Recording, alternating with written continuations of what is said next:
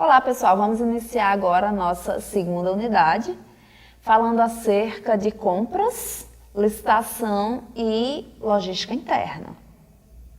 Nós vimos todo o processo de previsão e esse processo ele é uma preparação para efetivarmos as compras. Então, quais as funções do administrador dentro desse setor de compras? O primeiro ponto, obviamente, que é o planejamento dessas aquisições, seguindo pela necessidade de manter o fluxo de materiais dentro da empresa, seja para suprir o processo produtivo de matéria-prima, seja para suprir os estoques de produtos acabados.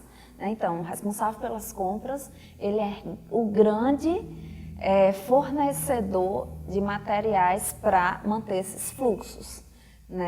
É importante também para conferir os recebimentos, à medida que eu efetivo as compras e as compras vão chegando na empresa, eu preciso conferir para verificar se o que eu estou recebendo de fato é aquilo que eu estava precisando, que eu sinalizei a necessidade. Então, cabe ao administrador desse setor de compras também firmar parcerias com fornecedores e negociar com esses fornecedores. Negociar não só preço de compra, mas também prazo para entrega, formas de pagamento e etc. Então, percebam que todas essas funções proporcionam um forte impacto dentro da organização como um todo, porque é a porta de entrada para produtos na empresa. A competitividade é algo fundamental para a empresa no ambiente de trabalho, no ambiente organizacional como um todo. Então, nós precisamos competir com os nossos concorrentes no mercado. E nós sabemos que o setor de compras ele proporciona ao preço final dos produtos altos custos. Então, as compras são responsáveis por grandes custos e investimentos. Então, nós precisamos baixar ao máximo os valores de compra para que a gente possa ter maior liquidez, para que a gente possa competir com maior força no mercado consumidor. É por isso que é importante para a empresa estocar níveis adequados de estoque de matéria, para que não haja produtos perdidos, parados dentro do estoque e para que não haja também a falta desses produtos, porque o cliente pode procurar e não encontrar. Nós temos aqui algumas etapas que são necessárias para efetivar o processo de compra. Primeiro ponto é a solicitação das compras. A solicitação de modo interno. Cada departamento vai sinalizar uma necessidade de demanda, uma necessidade de compra para esse setor. Então, estou precisando de determinado produto. Ok, vou enviar para as compras. Só que esse processo de solicitação ele precisa ser feito de forma detalhada, para que não haja troca de produto.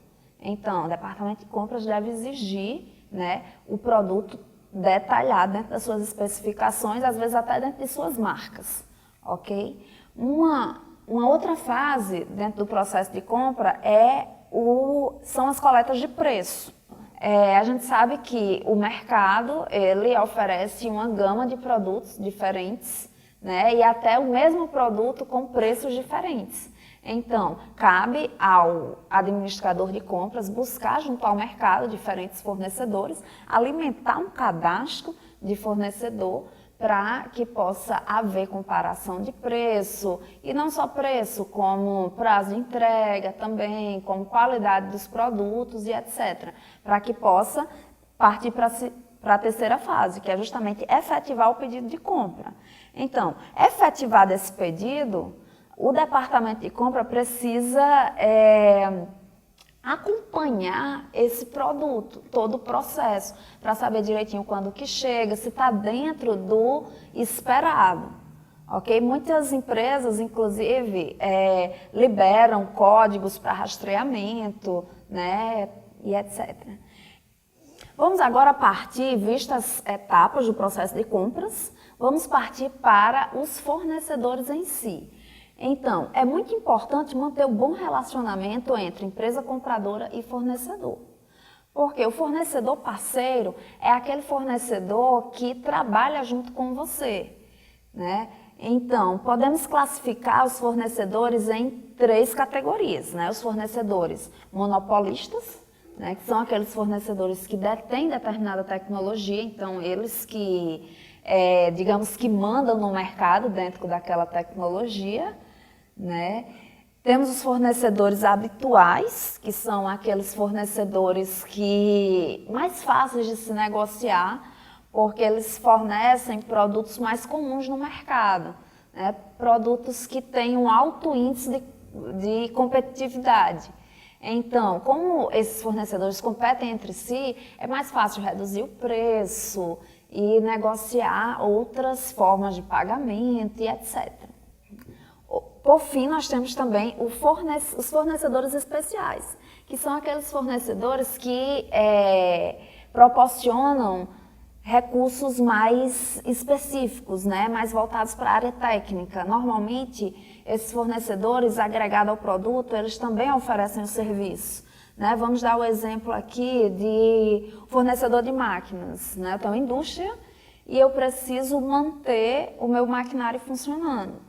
Mas chega um momento em que está faltando uma peça para poder melhorar meu processo produtivo.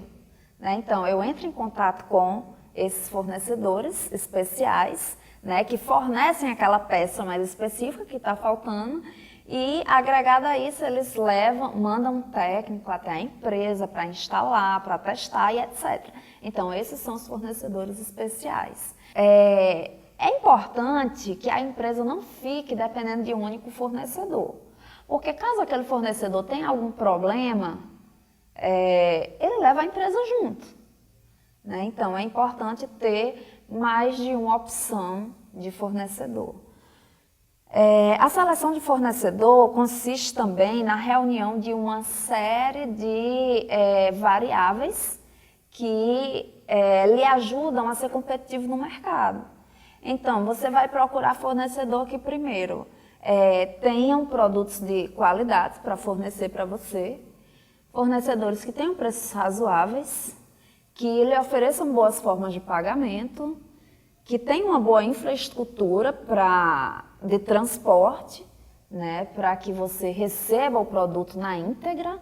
Então, perceba que para você escolher o seu fornecedor, parceiro, você precisa levantar alguns indicadores de qualidade, né, e a partir daí, né, firmar uma parceria forte com ele. Né? Então, percebam que quando se tem uma parceria com o fornecedor, tanto a empresa sai ganhando, como o fornecedor também sai ganhando. É aquela velha relação ganha-ganha. A empresa compradora sai ganhando porque ela sabe, ela tem garantia de que aqueles produtos que ela vai receber daquele fornecedor são produtos de qualidade. Ela sabe que aquele fornecedor vai honrar com os prazos de entrega e com as quantidades que ele se voluntariou, que ele firmou em contrato. Então, perceba que a empresa não vai ter dor de cabeça com o fornecedor. Né, dentro dessa relação de parceria. E o fornecedor vai sair ganhando também porque ele vai produzir e vai ter certeza de que todos aqueles produtos que ele está produzindo vai ter um comprador certo. Então, é garantia de liquidez para ele. Né? Então, perceba que o fornecedor parceiro, né, essa relação de parceria, tanto um como o outro sai ganhando, tanto o fornecedor como a empresa compradora. E assim, dentro desse processo de negociação com o fornecedor, né, é importante que o administrador tenha algumas características, como bom relacionamento,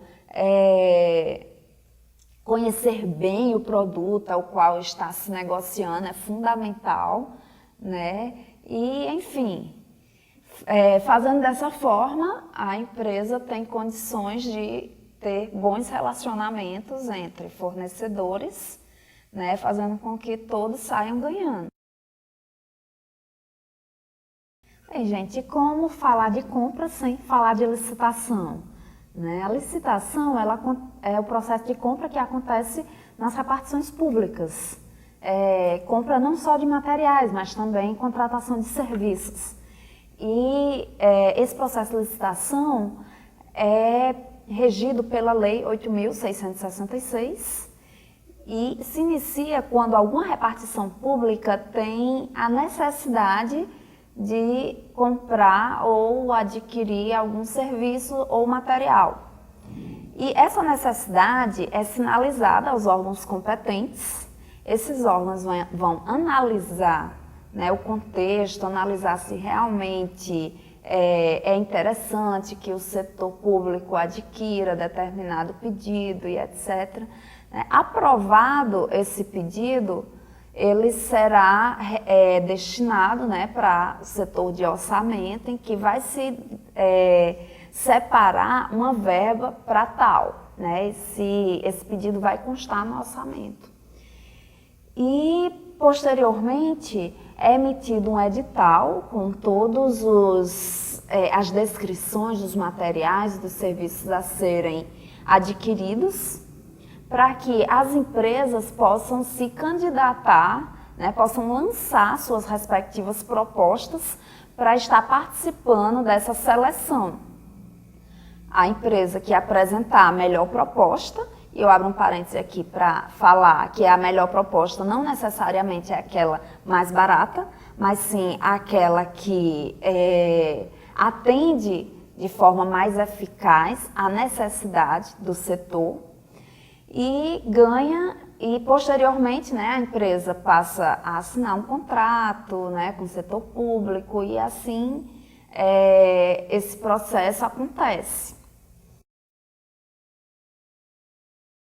E nós vamos começar falando um pouco sobre a logística de modo geral, né? Nós temos que a logística abrange desde o processo de aquisição de materiais até o processo de gestão interna desses materiais e expedição até o cliente, né? Além do processo do fluxo, né, de administrar o fluxo de informação dentro dessa cadeia de suprimento.